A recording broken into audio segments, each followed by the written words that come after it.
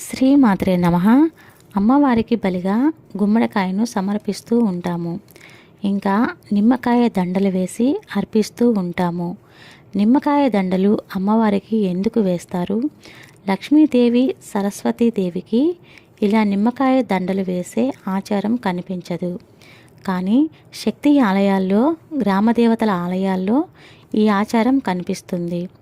శక్తి స్వరూపిణి అయిన అమ్మవారు రక్షణ బాధ్యత కలిగినది. నిత్యం శత్రు సంహారాన్ని నిర్వహిస్తూ ఉంటారు.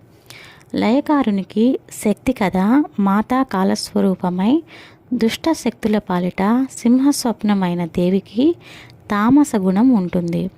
దేవి సత్యస్వరూపమే అయినా సంహార క్రియ నిర్వహించేటప్పుడు తామస ప్రవృత్తిని అమ్మ ప్రదర్శిస్తారు.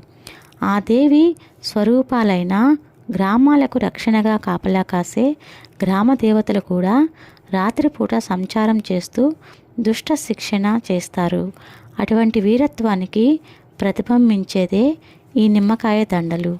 శ్రీమాత్రే నమః.